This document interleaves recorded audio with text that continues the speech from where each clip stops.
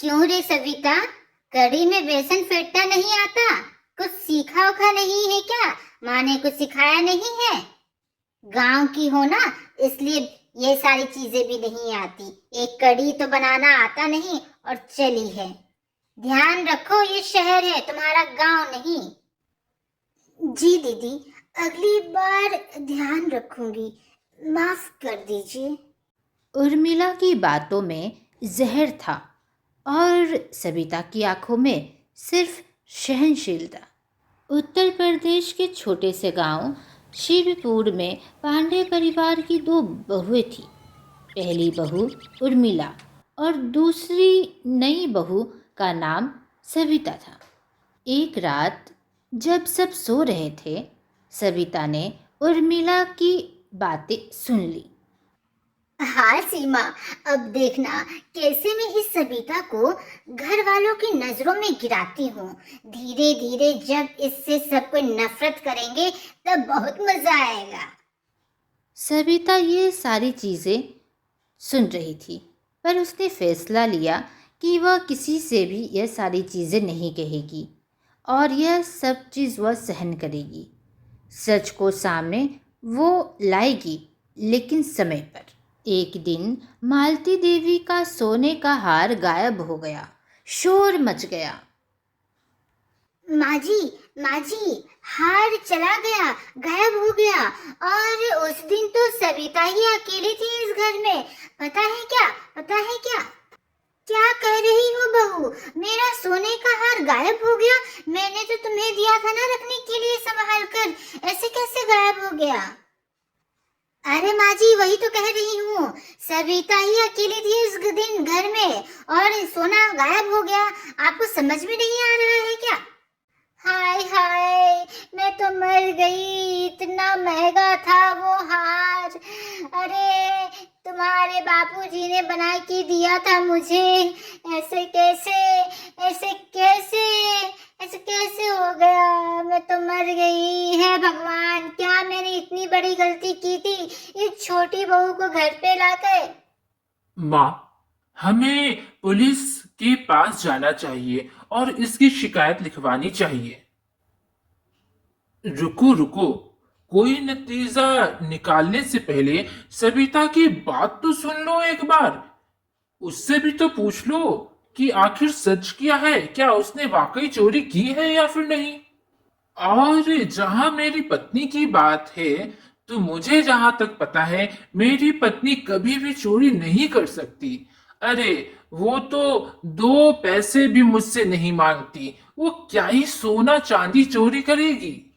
तब भी मुझे लगता है कि एक बार मेरी पत्नी से भी पूछ लिया जाए, उस पर सिर्फ इल्जाम लगाया नहीं जाए। अरे, मूर्ख क्यों बनी हुई है? छोटी बहू हो के तूने घर में ही चोरी की? तुझे शर्म नहीं आता? लज्जा नाम की कोई चीज नहीं है? अपने सास के हार पर तेरी नजर थी, हाँ? अरे, बताती भी है कि नहीं? मुंह तो खोल। अरे बोलो ना बेटा, तूने चोरी की है क्या? बोल देना कि नहीं। मेरा तो दिल बैठा जा रहा है। जल्दी बता, जल्दी बता। माँ जी, मैं निर्दोष हूँ। मैंने कोई चोरी नहीं की। माँ जी, मैंने आपका कोई गहना नहीं चुराया। और मैं गहना क्यों चुराऊंगी? अगर मुझे आपका गहना चाहिए होता तो मैं मांग कर पहन लेती, या फिर अगर सच में जीवन भर मुझे आपके गहने रखने होते तो मैं आपसे आके मांग लेती कि माँ जी, मुझे आपका गहना पसंद है और ये आप मुझे दे दीजिए। मैं अपने ही घर में क्यों चोरी करूंगी माँ जी? आप लोग कोई मेरे ऊपर लगता है यकीन नहीं कर रहे। मैं सच में निर्दोष हूँ, लेकिन सच्चाई सामने लाना मेरा काम है और सही समय आने पर मैं सबके सामने सच्चाई जरूर से खोलूंगी। रात को सविता छिपकर उर्मिला के कमरे में जाती है और उसकी तकिए के नीचे वही गायब हार बरामद करती है, पर वह शोर नहीं मचाती। हार वहीं रखकर लौट आती है। लेकिन अब वह जान गई थी कि यह खेल गहरा हो चुका है। उर्मिला सबिता को नापसंद करती थी, इसलिए सबिता के बारे में वो बहुत सारी चीज़ें गलत गलत घर में फैलाया करती थी। एक दिन माँ जी, आप क्या कर रही हैं?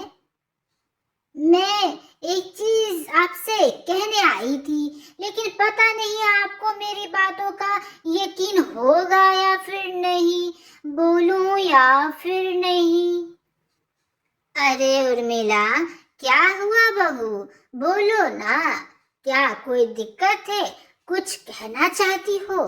कुछ मन में है तो बोल दो, बता दो। इतना संकोच क्यों कर रही हो? माँ जी, मुझे लगता है सविता खाना बनाने में कुछ मिलावट करती है, कुछ खाने में मिलाती है माँ जी। हाँ, इसीलिए आपकी तबीयत देखते नहीं है कि हर दिन खराब ही रहती है। कभी आप ठीक हुए तो तुरंत बीमार पड़ जाती हैं। मुझे लगता है सविता खाना बनाने में जरूर से कुछ तो कुछ घपला करती है माँ जी। माँ जी, मेरी मानिए तो अब खाना मैं बनाऊं। सविता के खाने से पिछले 3 दिन से आपकी तबीयत खराब हो रही है। अरे बड़ी बहू, लगता है तू ठीक ही कह रही है, सही कह रही है तू। अब सविता रसोई से दूर रहेगी। अब मैं उसे रसोई घर में घुसने नहीं दूंगी बड़ी बहू। तू सही कह रही है। अब मुझे समझ में आया कि मेरी तबीयत इतनी क्यों बिगड़ रही है। अभी जाती हूँ और सविता को ये बोल के आती हूँ कि आज से वह रसोई घर में नहीं घुसेगी और खाना बनाने की कोई जरूरत नहीं है। रुक जा बड़ी बहू, अभी मैं उसे बोल के आती हूँ। हे भगवान, इस छोटी बहू को क्या हो गया है? एक तो मेरे गहने चुरा लिए और एक तो मेरी जान के पीछे पड़ी है। ये क्या हो रहा है भगवान? कुछ समझ में नहीं आ रहा। क्या करूं? इस छोटी बहू का क्या करूं? जाती हूँ, उससे पहले बोलना बहुत जरूरी है कि तू मेरे लिए खाना नहीं बनाएगी। जाती हूँ, पहले बात करती हूँ उससे। ए छोटी बहू, सुन, आज के बाद से तू रसोई घर में ना जाइयो, जाने की जरूरत नहीं है। अब से रसोई घर में तू नहीं घुसेगी और तेरे हाथ का बना मैं नहीं खाऊंगी, याद रखना। गलती से तूने बना भी दिया ना तो मैं वो खाना छूऊंगी भी नहीं। क्या हुआ माँ जी? आपको क्या हुआ? आप इतने गुस्से में क्यों हैं? और आप मुझसे ऐसे कैसे बात कर रहे हैं? मैंने क्या गलती की है? आप मेरे हाथ का बना खाना नहीं खाएंगी? क्यों? आपको तो मेरे हाथ का खाना बहुत पसंद था ना? ऐसा क्या हो गया? मैंने तो ऐसा कुछ नहीं किया जो कि आप इतना गुस्सा हो गई।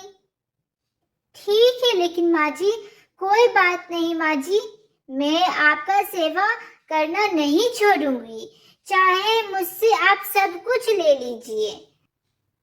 कुछ दिनों बाद हाय हाय, मेरा हाथ जल रहा है, मेरा हाथ जल रहा है।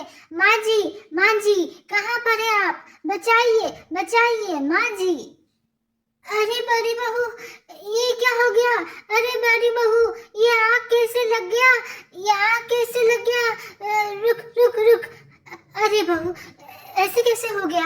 हाथ कैसे तेरा जल गया? और आग कैसे लग गई थी? ये क्या हो गया अचानक? तू तो खाना बना रही थी ना, ऐसे कैसे हो गया?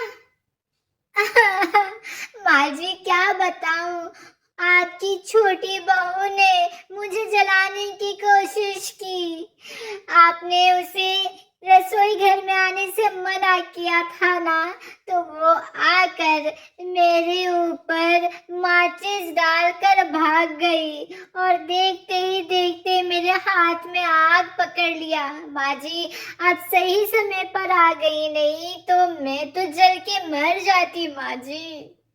माँ जी, अब मैं इस घर में एक पल नहीं रुकूंगी। अब तो मुझे यहाँ पर रहने में भी बहुत ही डर लग रहा है। अब मैं इस घर में नहीं रुकूंगी। मैं आपके बेटे के साथ कहीं और चली जाऊंगी, लेकिन अब इस घर में नहीं। छोटी बहू के साथ इस घर में नहीं रहूंगी माँ जी, नहीं रहूंगी। अरे बड़ी बहू, ऐसा मत बोलो। जाएगी तो मेरा छोटा बेटा और छोटी बहू, उन लोगों ने अति कर दी है। अब यह घर तो एकदम अशांत हो चुका है। अब वो लोगों को इस घर में रहने का कोई हक नहीं। यह घर मेरे पति का था और मैं जिसे चाहूं उसे रहने दूंगी। मेरी बड़ी बहू पर आज जान पर बन आई, उस छोटी बहू के कारण। रुक जा, आने दे, आने दे उस छोटी बहू को और मेरे छोटे बेटे को।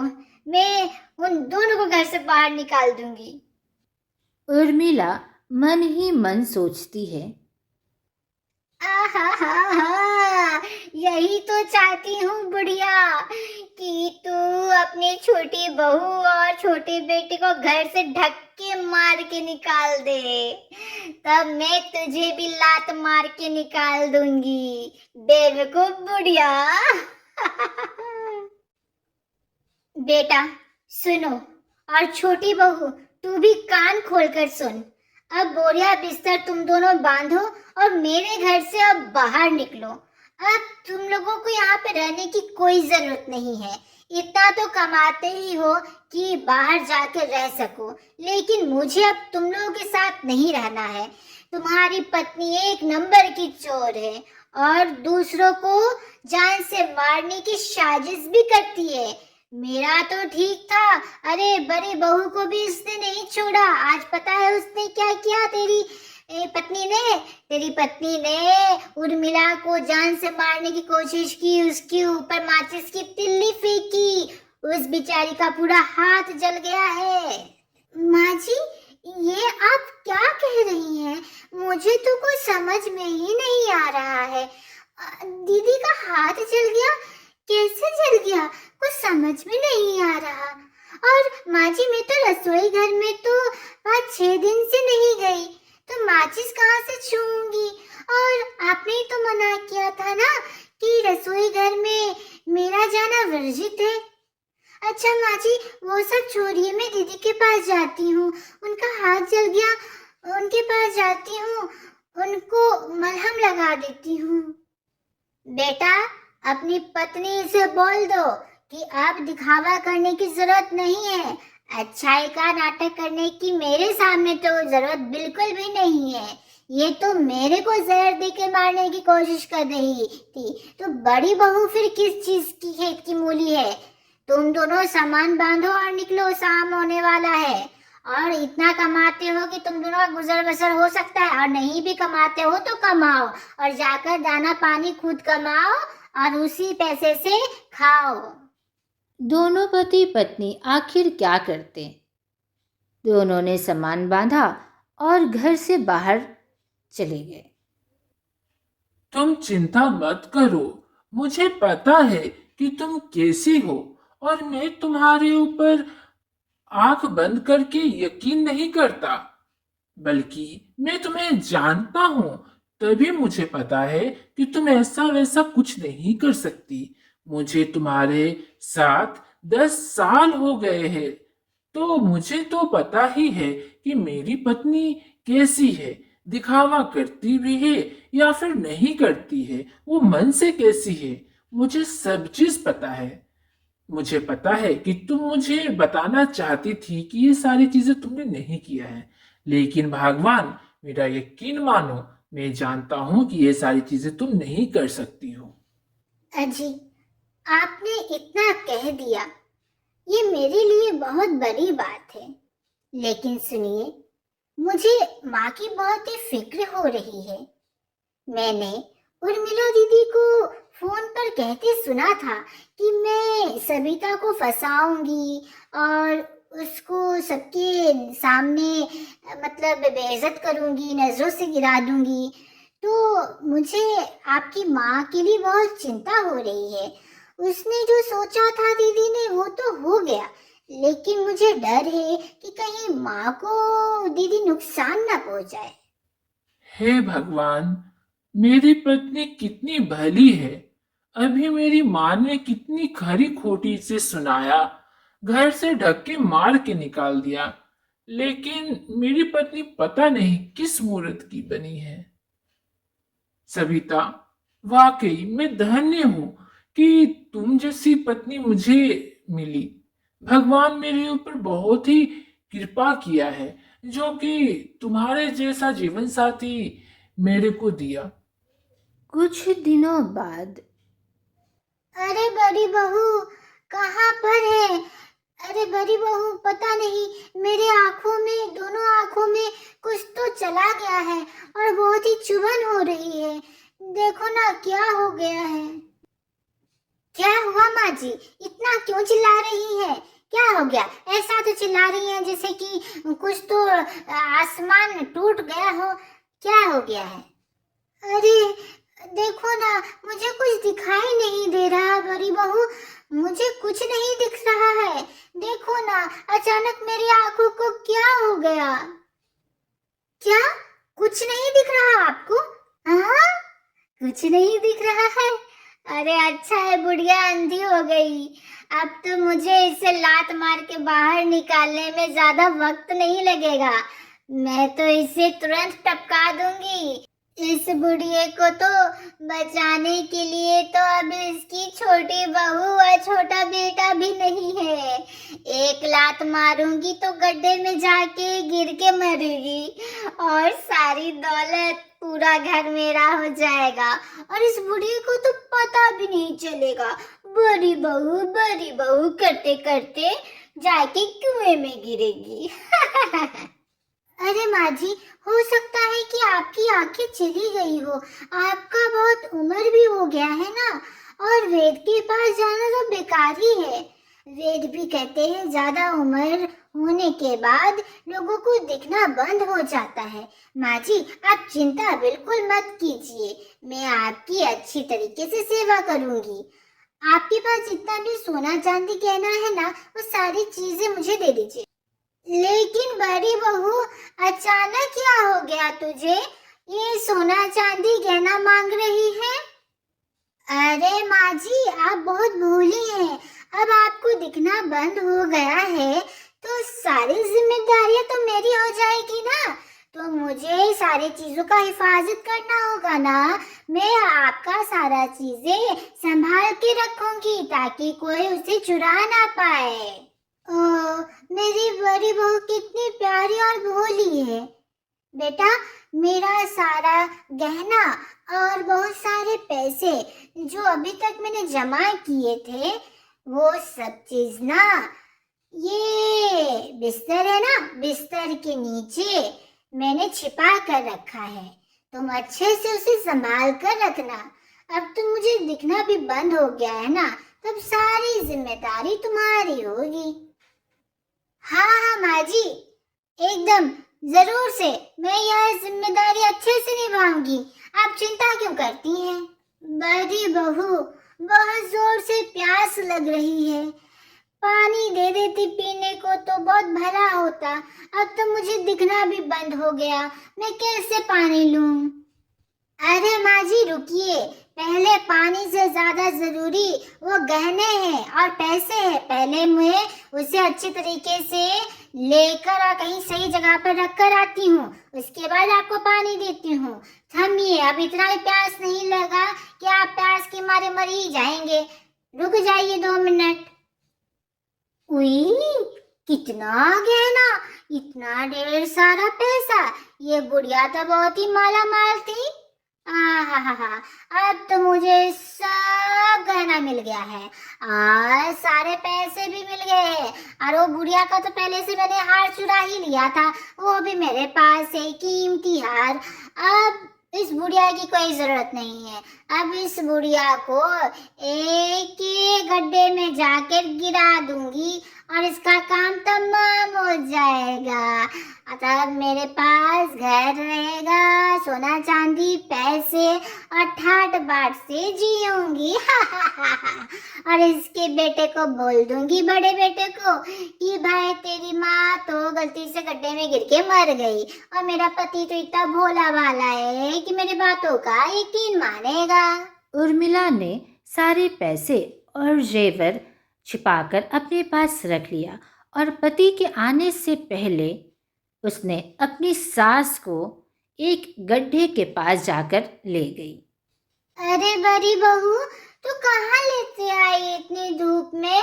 और मैंने तुमसे पानी के लिए बोला था, पानी तो नहीं दिया तुमने पीने के लिए, और कहाँ बाहर में लेते आई? लग रहा है बहुत धूप लग रहा है, मुझे ले चलना घर।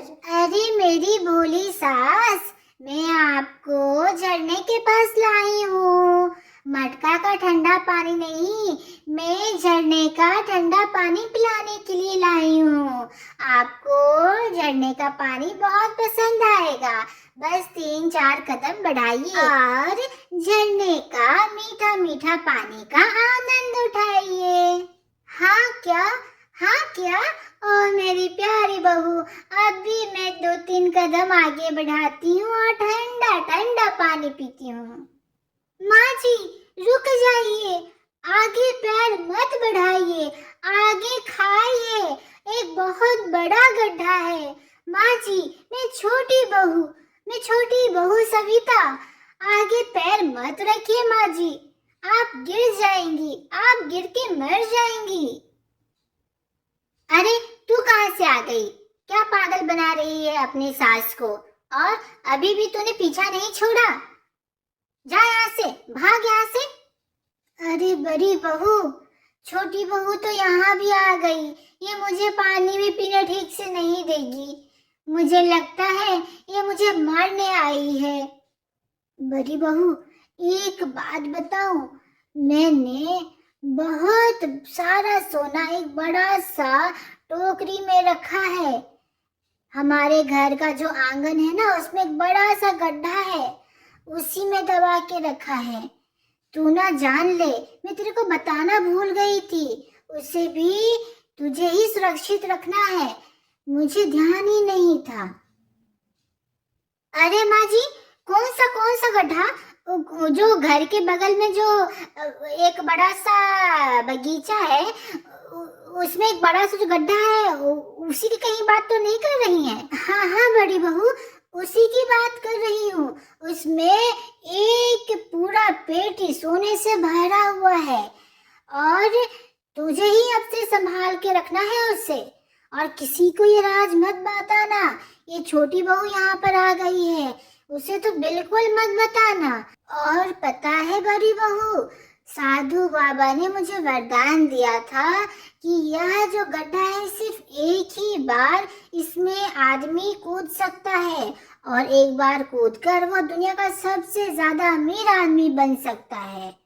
और उसके बाद अगर कोई आदमी इसमें कूदता है तो वह धन उसका नहीं होता जो इसमें जो पेटी सोने का भरा हुआ है, और दुनिया का सबसे अमीर आदमी भी नहीं बनेगा। इस गड्ढे में जो पहली बार गिरता है उसी को ही यह वरदान मिलता है। और पता है बड़ी बहू, ये बहुत बड़ा गहरा गड्ढा है, लेकिन साधु बाबा ने कहा था कि इस गड्ढे में जो कूदेगा सबसे अमीर आदमी तो बनेगा ही, लेकिन वह सुरक्षित जिंदा वापस आ जाएगा, और उसके बाद यह जो गड्ढा है वो बंद हो जाएगा।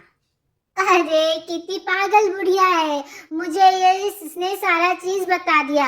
अच्छा है अभी तक इस बुढ़िया को इस गड्ढे में धक्का नहीं मारा, अब इस गड्ढे में ये बुढ़िया नहीं जाएगी, इस गड्ढे में अब मैं जाऊंगी और सबसे दुनिया की अमीर औरत बनूंगी, और इस बुढ़िया का वो सोने का पेटी भी लेकर वापस आऊंगी। ये तो जादुई गड्ढा है ना, अब इस बुढ़िया को धक्का नहीं मारूंगी, अब मैं ही कूदूंगी। देखते ही देखते उर्मिला उस गड्ढे में जा गिरी। धम! आह, मर गई। आह, बचाओ, बचाओ, बचाओ।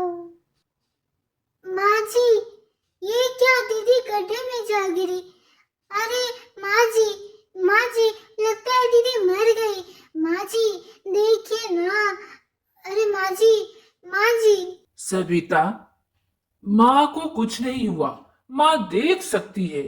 मैंने सारी सच्चाई माँ को एक दिन अकेले आकर बता दी थी कि तुम्हारी बड़ी बहू ही षड्यंत्र रच रही है और सावधान रहना। मैंने ही माँ को बोला था कि माँ तुम अंधे बनने का नाटक करो, तभी तुम्हें अपनी बड़ी बहू का असली चेहरा सामने आएगा। माँ को सारी चीजें दिख रही थी और बड़ी बहू को लग रहा था कि माँ अंधी है और माँ को गड्ढे में जाकर गिरा देगी। लेकिन माँ हम लोगों से ज्यादा चतुर है। माँ ने अच्छा खेल खेला और गलत इंसान को सही सबक सिखाया। हाँ बेटा, जैसे के साथ तैसा। लालच का फल हमेशा बुरा ही होता है। बड़ी बहू ने बहुत बुरा किया। तुम लोगों से मेरा रिश्ता तोड़वा ही दिया था, लेकिन वो तो तुम लोग इतने भले थे कि तुमने मेरा कभी दामन नहीं छोड़ा। और अगर तुम लोग नहीं होते तो अभी तक तो मैं मर गई हूँ। छोटी बहू, मुझे माफ कर देना। मैंने तुम्हें बहुत भला बुरा बोला और तुमने गलत समझा, और अपने बेटे को भी। मुझे माफ कर देना तुम लोग। चलो हम लोग अपने घर चले। माँ जी, मुझसे माफी क्यों मांग रहे हैं आप? आप तो हमेशा से अच्छी थी, बस थोड़ी आंखों में धूल जम गई थी। अब आप सच में मेरी प्यारी सासू माँ हो। तो देखा दोस्तों, लालच का फल हमेशा खराब होता है। जो दूसरों के बारे में भला बुरा सोचता है, दूसरों के लिए जो गड्ढा कोड़ता है, वो खुद ही उसमें जाकर गिर जाता है। आज का प्रश्न है, क्या बता सकते हैं कि इस कहानी में कौन सी बहू बदमाश थी?